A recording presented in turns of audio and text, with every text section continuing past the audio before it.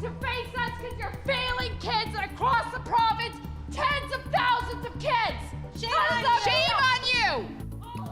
Fighting words from enraged parents as MPP suspended over comments made in the hallways of Queen's Park.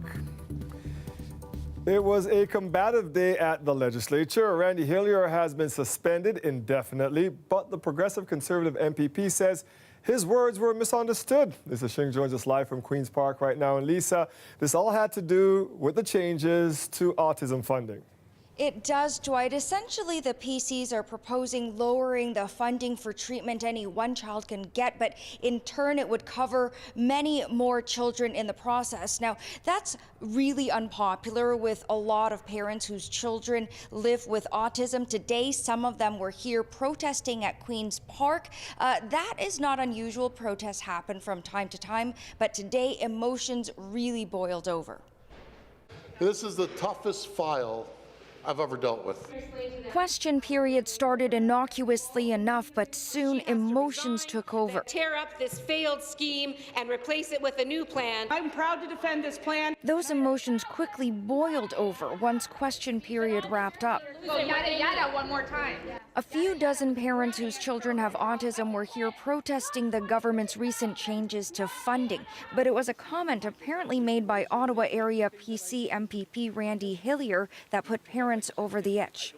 Yada yada was a great answer to our problems and our concerns. You're too afraid to face us because you're failing kids across the province, tens of thousands of kids. Shame on you! Hillier wasn't caught on tape, but soon after, a memo from Doug Ford's office saying Hillier is suspended indefinitely from the PC caucus following his disrespectful comments to those parents. Ford is quoted saying Mr. Hillier's comments crossed the line and that is unacceptable. Hillier says he wasn't directing yada yada at families. The NDP critic, Monique Taylor, was continuing a very significant tirade. It was more than banter. It was more than heckling. I caught her eye, and I said yada yada yada. Hillier says a staffer called to notify him about the suspension, though he doesn't quite know what a suspension from caucus means, but says he'll have a conversation with the Premier about it. I think there was a heat of the moment, and the Premier thought decisions had to be made. I think upon reflection, it's always good to investigate. Okay, Lisa, so what happens now? Well, this suspension is indefinite, so really this is not the final call. We know the PCs say that there is a path back to caucus, but the PCs will be talking about that at a future caucus meeting, so not really clear on what that path will look like. But keep in mind at this point, as it stands, 3 former PC MPPs are out of caucus. That's Jim Wilson, Amanda Seymour, and now Hillier, but as it stands, still the PCs have a majority, Dwight. Yes, they do. Thank you for that, Lisa. This is a live look at King Street at Shaw. A freezing rain warning in effect for the GTA. It doesn't look too bad out there. The streets are looking a little glassy right now. The warning has forced many night programs in Peel region to close. And Colette's on top of it. She's been following this all day for us. So where are we at right now, Colette? Well, I'll tell you, Dwight, and I do think those are some wise choices to cancel some of these evening programs or some of your plans this evening if you don't need to be out there on the roadways.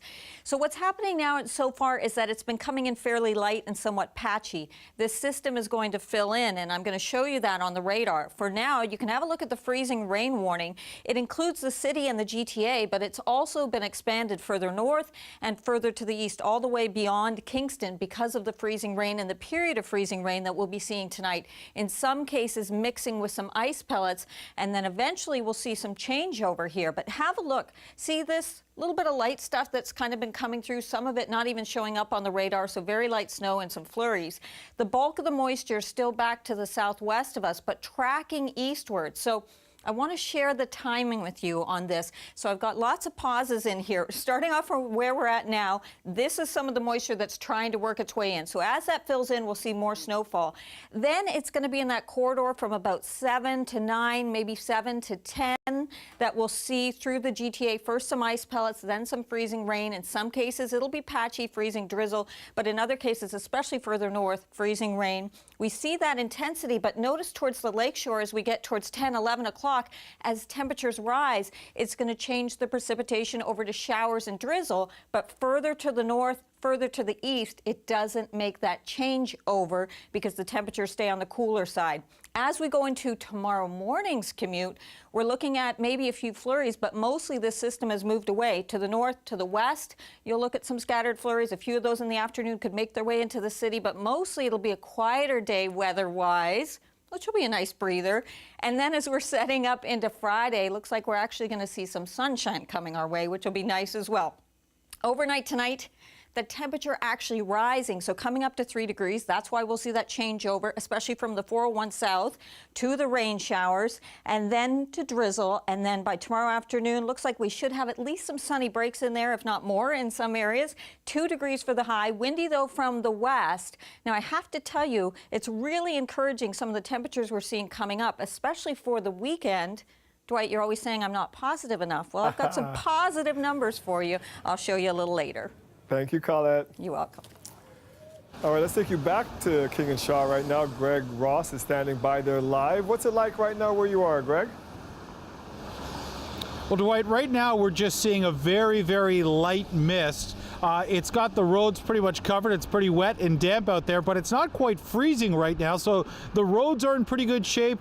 The sidewalks are in pretty good shape. But when obviously this freezes, it can be very, very dangerous on the roads and on the sidewalks for pedestrians. And the way that the city combats that is they put down salt. So the salt truck should be out in full force. Now look at this situation right here.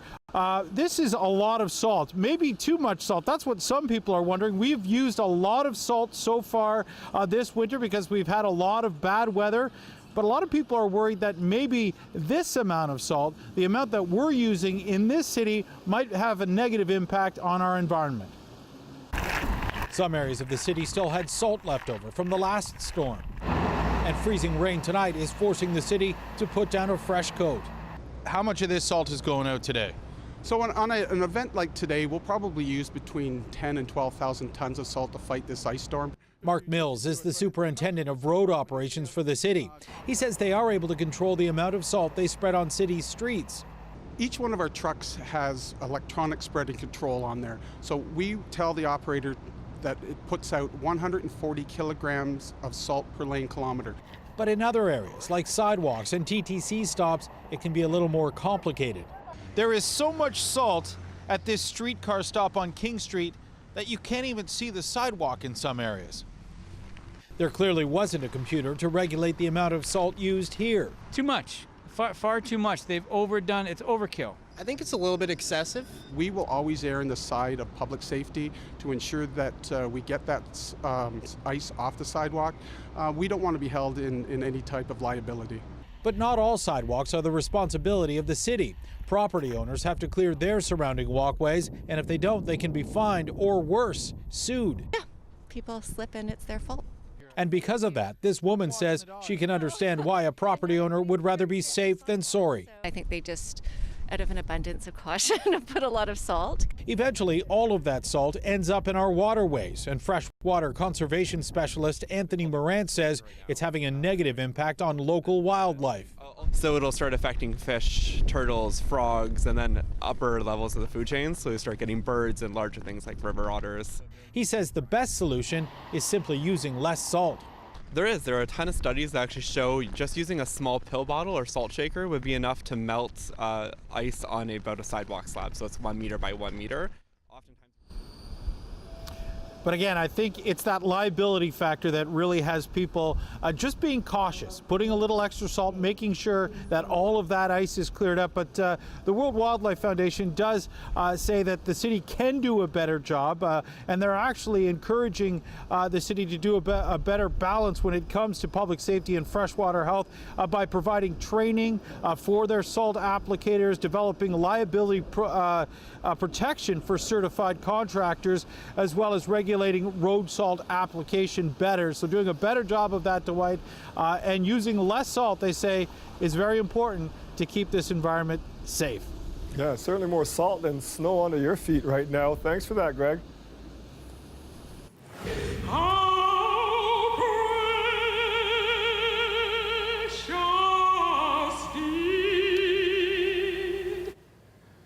She's the operatic voice that captured the likes of Nelson Mandela, Bill Clinton, and countless others around the world.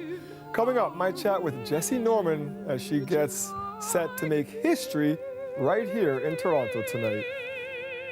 But you're going to be the first woman and the first opera singer to receive the Glenn Gould Prize. So how does that feel? Well, it feels wonderful. I'm kind of amazed to be the first woman. Perhaps not so amazed to be the first opera singer, but the first woman. I'm glad they're pulling their socks up at the Glenn Gould Foundation. Right, it's about time, isn't it? It's about time, absolutely. If you're waiting for a birth, death, or marriage certificate, the province is asking you to be patient. The Ontario government says processing of these documents could be delayed more than 3 months. Some are complaining on social media of having to wait up to 6 months for the certificates. Service Ontario hasn't given the reason for the delays.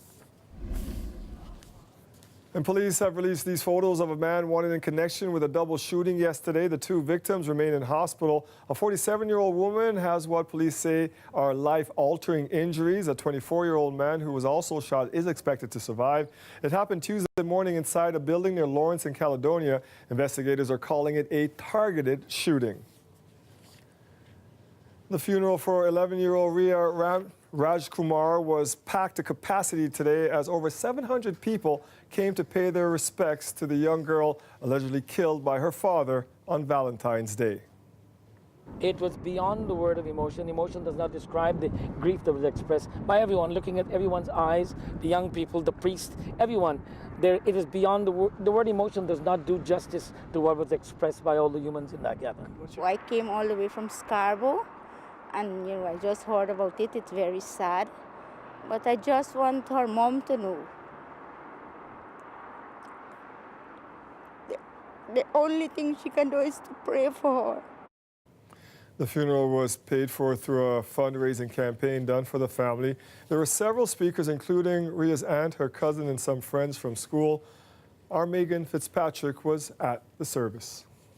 Hundreds of people came to this funeral home this morning to say a final goodbye to Ria Rajkumar. Some people didn't know the little girl. They don't know the family, but they came here to show their support. The community has really come together in the wake of this heartbreaking story. Ria Rajkumar's mother thanked the community for that in a statement that was read at a vigil last night, read on her behalf by a member of the Peel Regional Police. People who attended the vigils over the last few days didn't know the family either, but they are just touched by this story and want to show support for Ria's mom. Here's some of what some people told us on their way into the funeral this morning. Well, I have 3 kids. My daughter will be 11 in 2 months, but it was just very tragic. I have a little girl and I have grandchildren, and I feel it for her, and I want to know what happened. So that's why I'm here. It touches the heart. It really does. It touches the heart. And, there's no words you can say that can comfort these family members. But just to show support for the family, the community comes together when stuff like this happens. And in that statement that was read by, on behalf of Ria's mother, she shared memories of her little girl, saying she was always positive, never wanting to hear negative thoughts, how she loved music, she loved dancing. Her mother described her as a dreamer, saying she one day wanted to be a doctor and own a Lamborghini, and a mansion. She also shared memories of their last day together on Thursday. It was not only Ria's birthday, but also her mother's on Valentine's Day. She said they went to get their nails done that morning, that Ria chose red for her nails, and that they were looking forward to having dinner together that evening. Megan Fitzpatrick, CBC News, Toronto. First, they volunteered for 2 years. Now they have jobs. 6 young people with developmental disabilities are now permanent employees of a North York company. Kelda Ewan shares their story. Inside the Stelco warehouse, this group is hard at work. I am making the boxes. That's what Terry Quint will be doing for the next 4 hours alongside 5 others. Each lives with a developmental disability. Many employees don't know how important work is for them. They don't realize how dedicated and how capable they are. Their dedication is now paying off, literally. I get a paycheck. Jesse Superior, like everyone else in the group, was made a permanent part-time employee in January, earning a minimum wage. They're here like clockwork. We never have any issues with that absenteeism. More than that, they actually love coming to work. They are also the more fortunate ones. When the Ontario Liberals were still in power, they introduced new labor laws. Those with disabilities would no longer be allowed to be paid less than minimum wage. This was to cease completely by January 2019. But while this was supposed to protect those with disabilities, some say it's also a double-edged sword. Many have lost their jobs. Some parents have even said they get that their children may not deserve minimum wage. It's understandable, and I've met with and have talked with some parents who are in that situation. To that I would only say they do deserve 14 an hour. It's why they call it a minimum wage. Former Lieutenant Governor David Onley, who lives with a physical disability, thinks the requirement is needed. The abuses over the past decades have just been horrible. You know, a matter of some instances of people being paid, you know, not $5 an hour, but $5 a week, and oftentimes less. Back at the warehouse, it's clear the job means more than just money. It's an amazing pride of, I can do this. I'm standing beside you, I'm doing what you're doing, and I'm getting paid, and I'm taking that money home like my parents, my siblings. When Terry is asked what her parents think about her first job, They ask me every day if they could have a loan from me. and the answer is a definite Yes. Kelda Yoon, CBC News, Toronto. Yeah. Can I give you? I saw African Americans in professions, and so there was no reason for me to think that I wouldn't have a profession, but it certainly never occurred to me that one would be paid for singing. Nobody paid me for singing when I was 10 years old. Days to sing God's praise. After the break, my one-on-one with opera superstar Jesse Norman.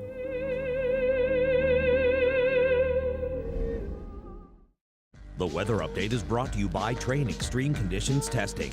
It's hard to stop a train, really hard. Train, the most reliable heating and cooling brand.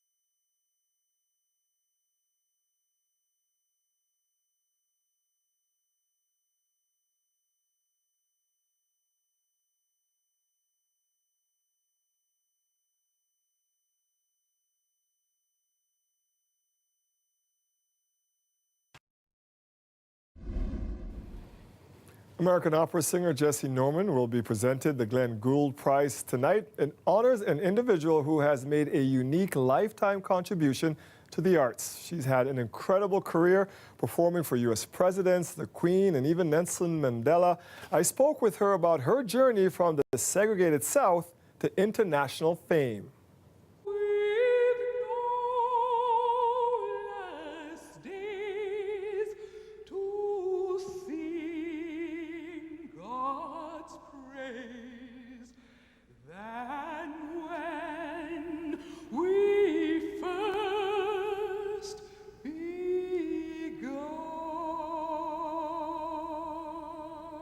I wasn't a child that sat around thinking, oh gosh, one day I want to be an opera singer.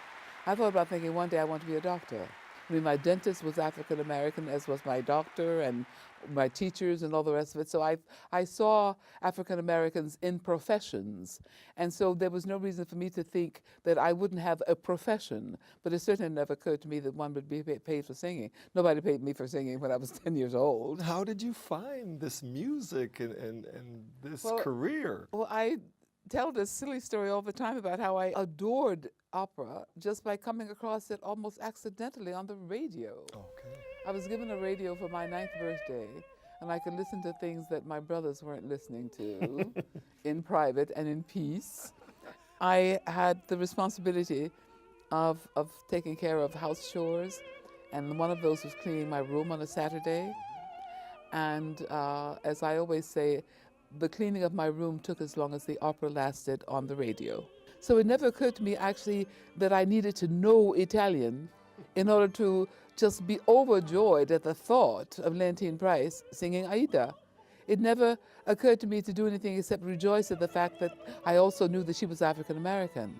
And there she was singing on my radio. And as far as I was concerned, that's where opera happened. I didn't think of it as being on a big stage in a big house someplace, and certainly not that I would be on that big stage in a big house someplace singing there. What was it like being able to perform at Nelson Mandela's Freedom Concert? Yes, yes. Well, I mean, we've seen the pictures and the thousands of kids. Wow. Wembley was completely full, and the concert went on all day. And I sang near the end, so they were wanting to hear more rock and roll, and maybe not so much sort of anybody talking about the actual reason they were there, but that was what I was meant to do. So I sort of did it and sort of enjoyed being there. And I had the pleasure of singing for Nelson Mandela when he was released from prison and came to the United States. It was just wonderful to be in his presence. It was not like royalty. That's a different feeling. You felt that you were in the presence of something that was divine. There's an aura about that man that made you feel that he was welcoming you into a space. And I just found that to be incredible.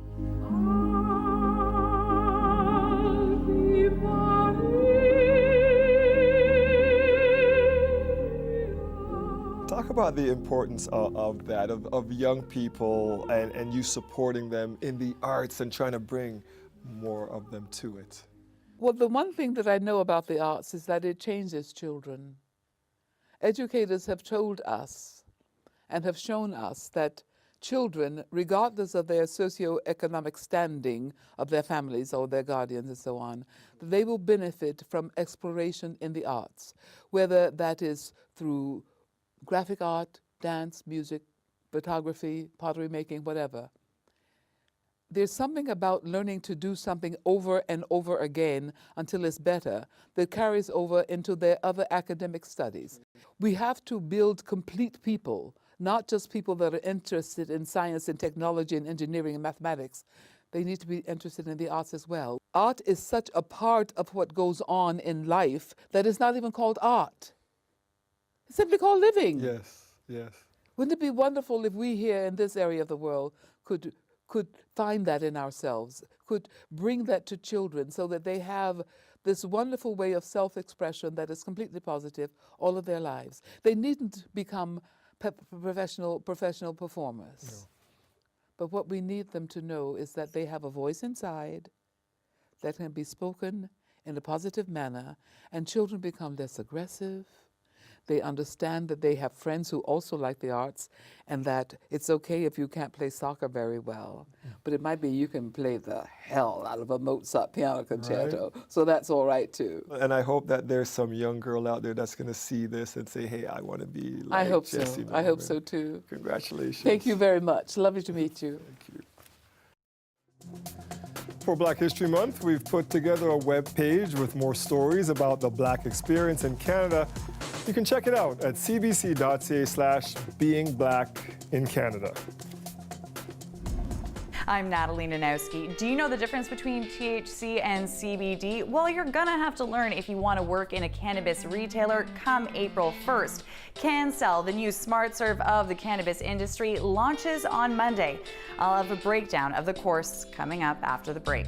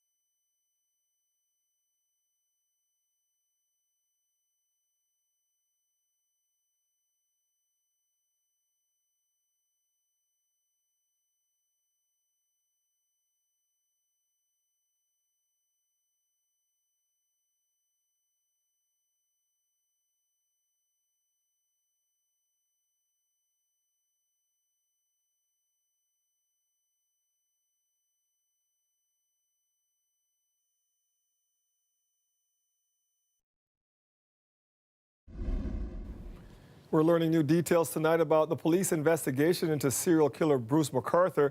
Just in the past hour, we received unredacted documents. Farah Morelli has been going through them, and she joins us now. So far, what have you found?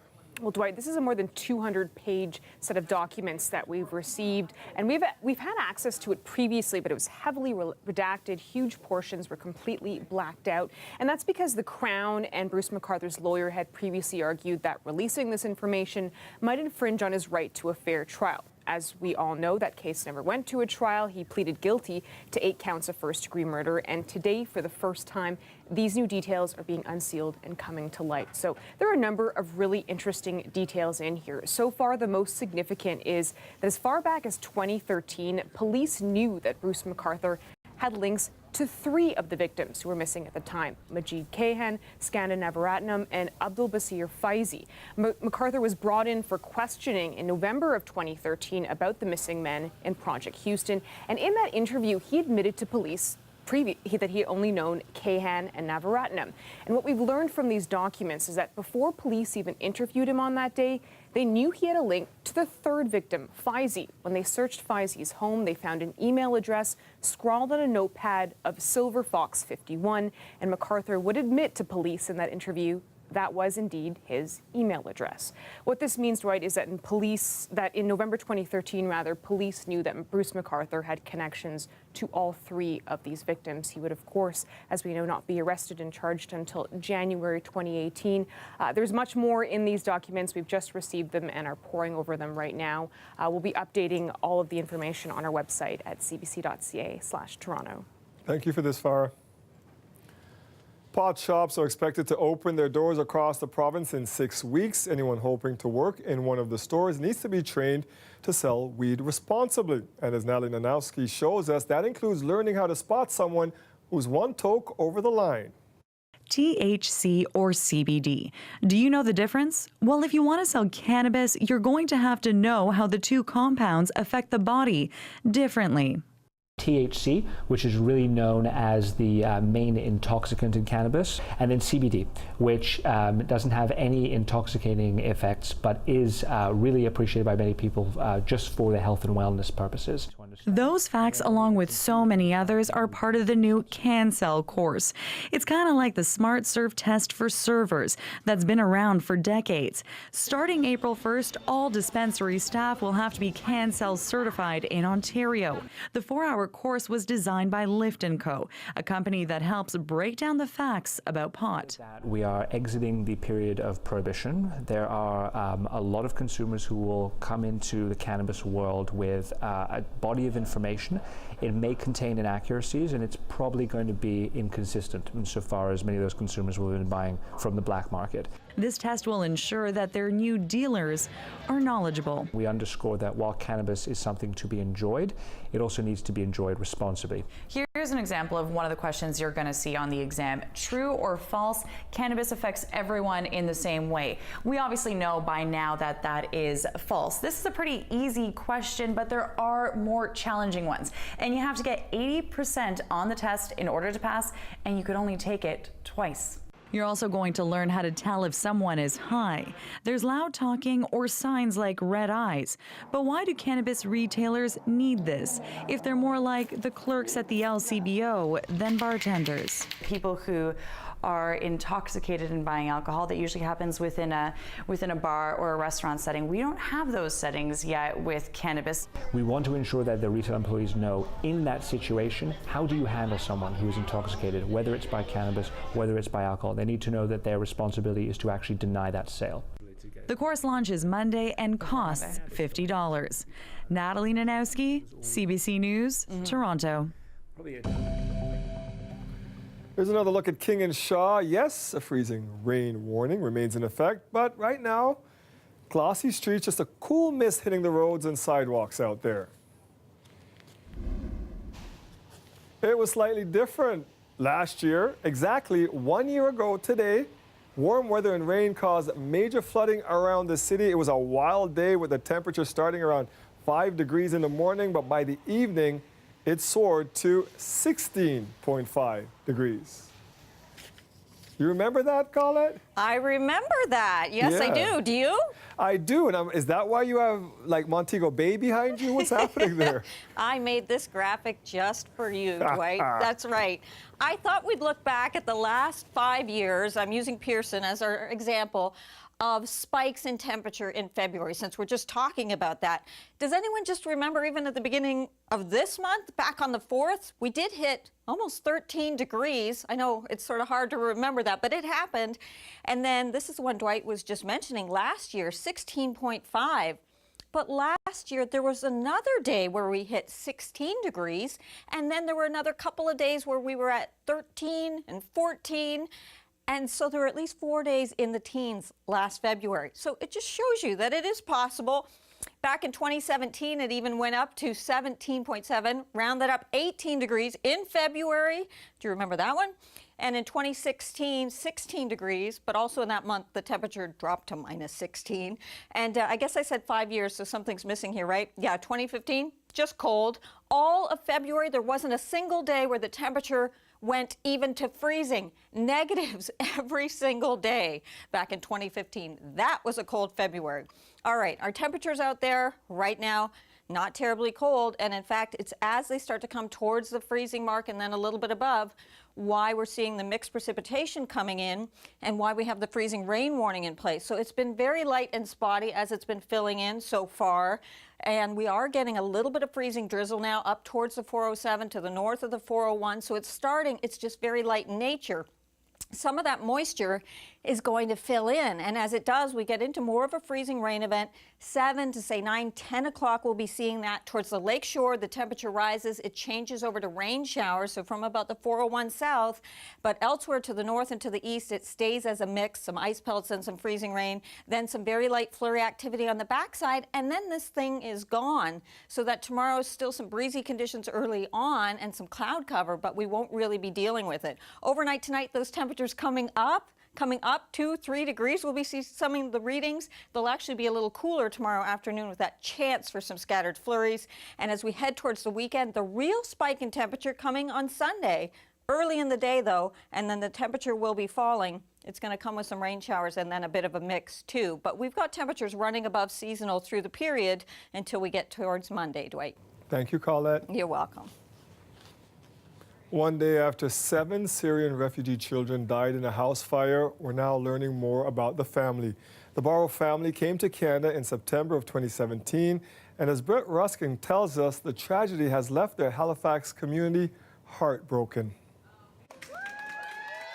And they were this beautiful, shiny, happy family who were so grateful to have had the opportunity to start a new life in Canada. Natalie Horn says when the Barhows arrived, it warmed the community's hearts and filled their stomachs. Kauthar and Ibrahim were amazing cooks, and they always provided us with such delicious food.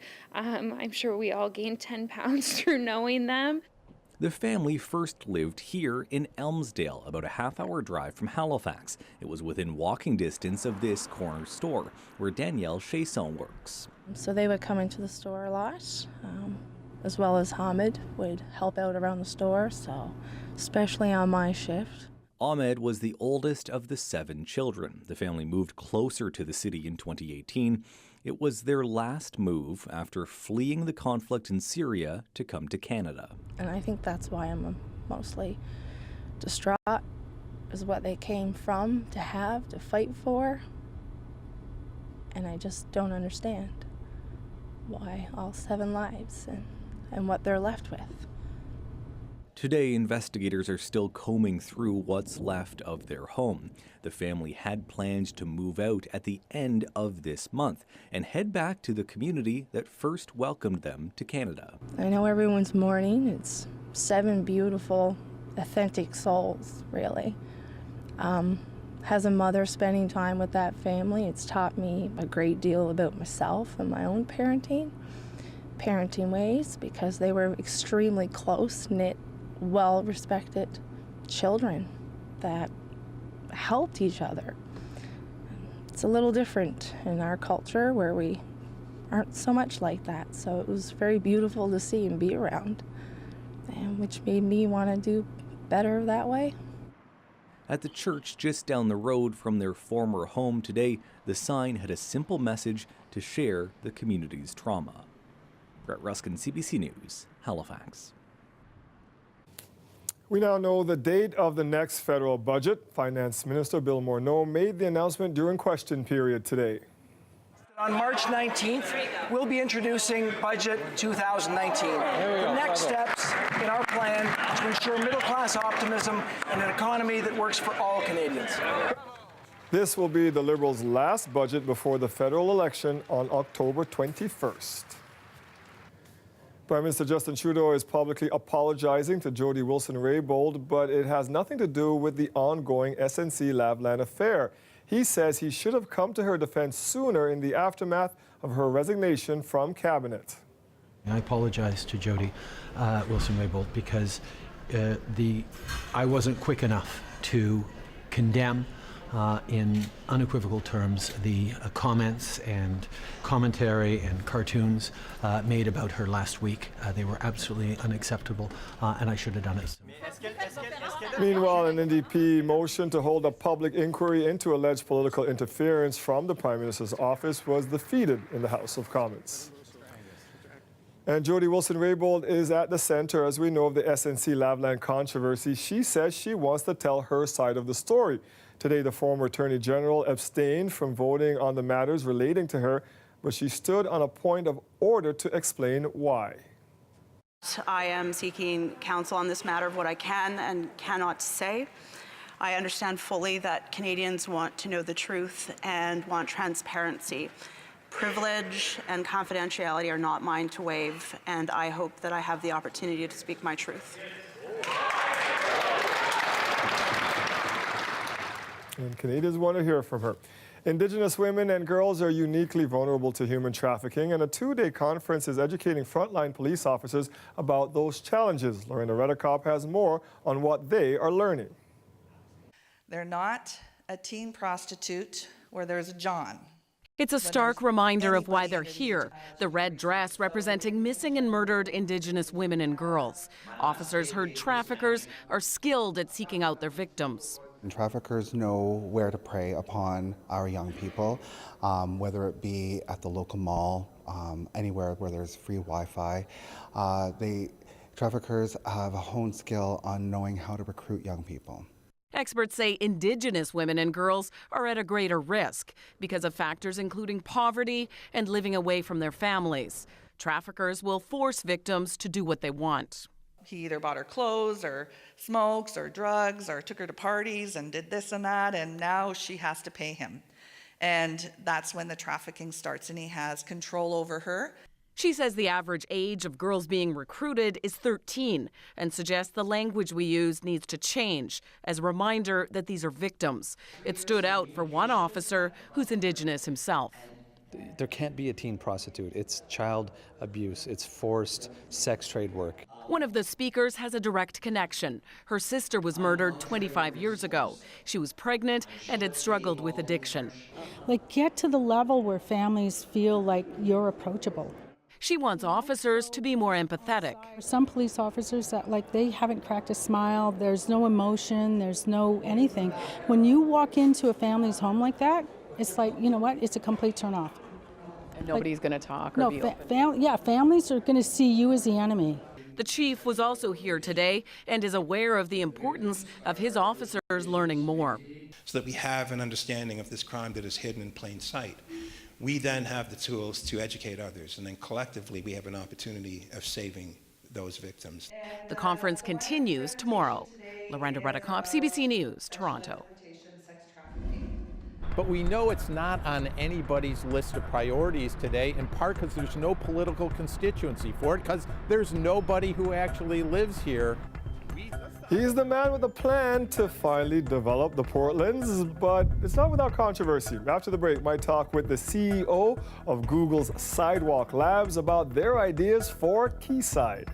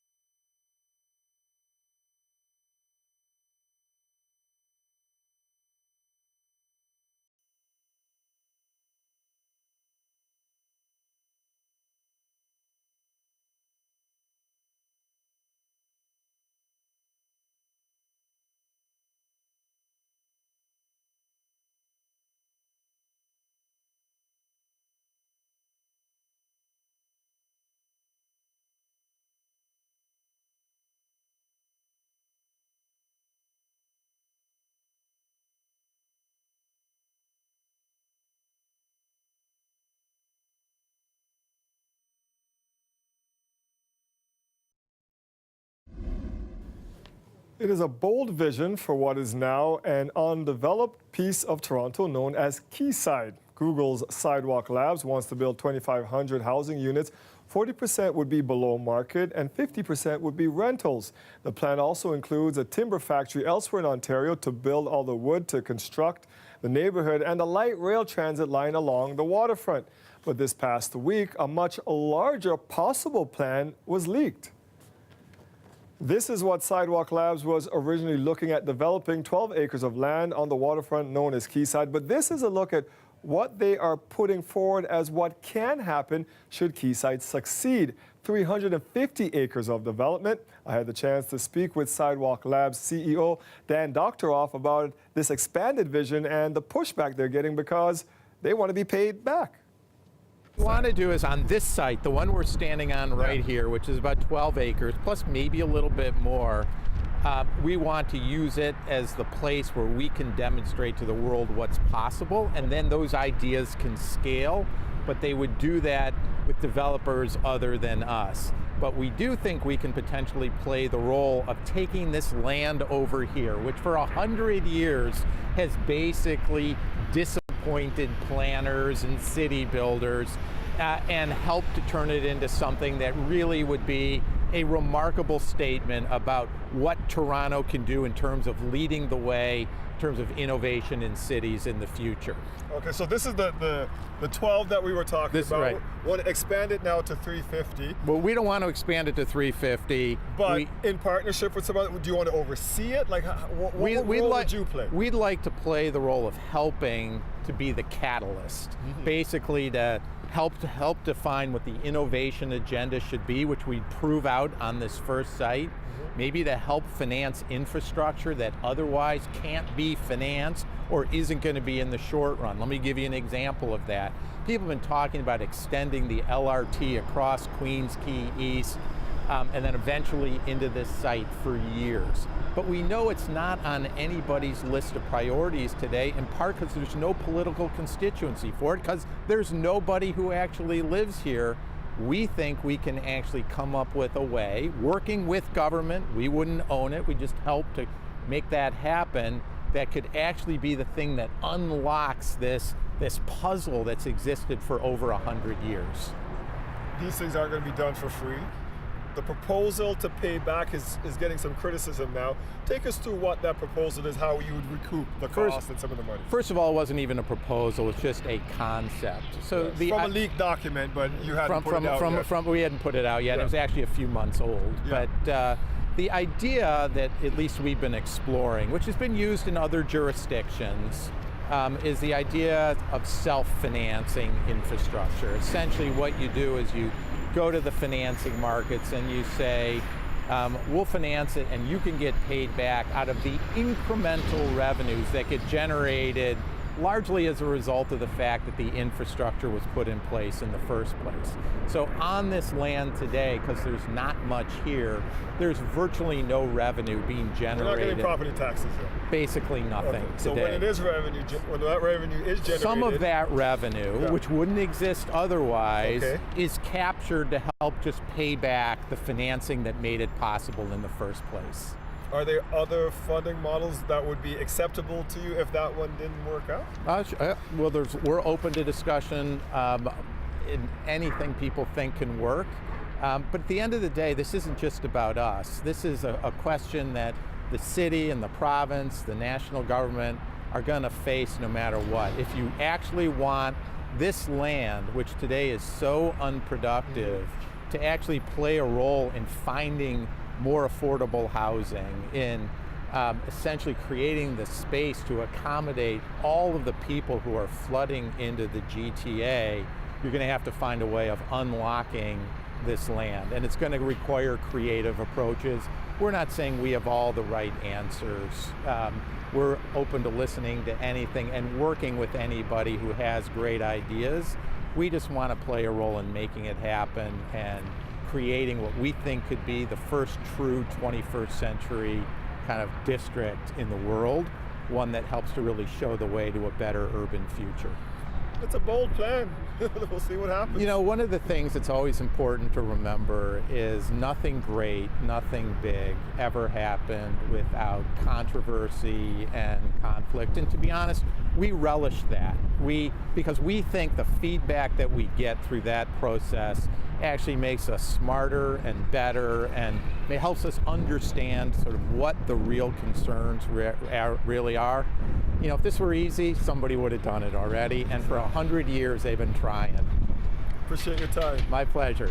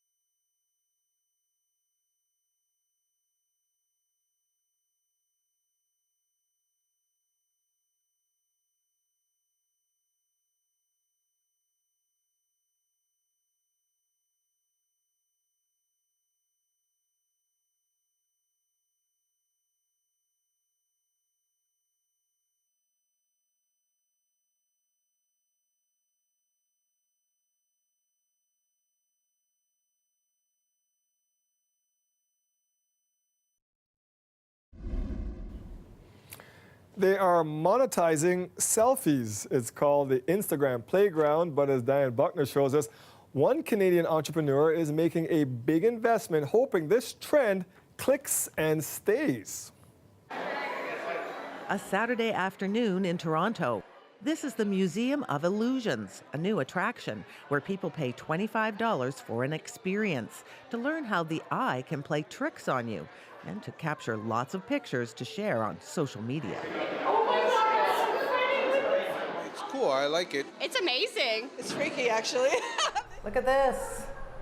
I'm a giant person. Michaela Rodman owns the museum. The concept originated in Croatia. She bought the Canadian franchise rights. This first location cost her $1 million to build. Wow, look at that. You see that? And now I appear much larger. I think seeing other successes on some of the pop-ups gave me further motivation. I think the longevity of this is what I really liked, and the fact that it was not just Instagram moments, there was an educational element. Those other pop-ups that gave her motivation, unlike the museum, they're temporary. An American Instagram playground called Happy Place was in Toronto for 2 months, collecting $40 each from thousands of weekend visitors. Candytopia is a new pop-up in Atlanta. It's moving to Minneapolis next, where people will pay $37 to get in. Even retailers want a piece of the Instagrammable business. This new destination is at the Bay's flagship store. It's called The 7. No charge to visit here. The company says it's intended to attract more customers to the store and will be there just till spring. The business model is make a destination. well, if I make a destination in one city, what happens once you've been there once? This media professor says an Instagram-worthy pop-up creates consumer demand because it's temporary. He's not sure about permanent destinations like the Museum of Illusions. There's a bubble of this kind of thing. A lot of people are getting into this. I think we'll need to wait and see if the fast-moving internet culture supports a longer-term installation. It's an experiment. It's one of our grandest illusions in the museum. But Michaela Rodman is all in. Along with the cost of constructing the museum, she pays a monthly franchise fee. And she's looking to expand to Montreal and Vancouver, saying the illusions will be updated regularly. What happens if it doesn't work out? There's always a risk. There's always a risk. For now, ticket sales are brisk, and they may well stay that way, at least until the next hot experiential trend comes along. Diane Buckner, CBC News, Toronto.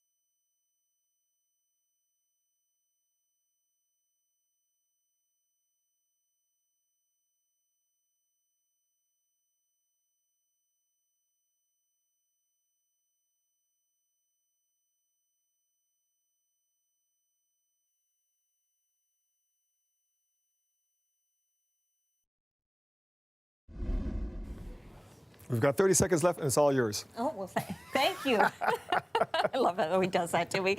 You know what? We are starting to see, and this is serious, some freezing drizzle showing up in the area. So it's coming kind of patchy and light, but it is going to be filling in. So just a reminder, freezing rain warning in place tonight for the next few hours, all the way towards about midnight before, especially close to the lakeshore. It changes to rain, but elsewhere, still a bit of a mix through those early overnight periods. And it's one of those above the 401, below the 401 events. Exactly. That I'm paying attention, Colette. We're paying attention. That's our show for tonight. Stay safe out there, guys. Try not to slip and fall. It's going to be a wet and slippery.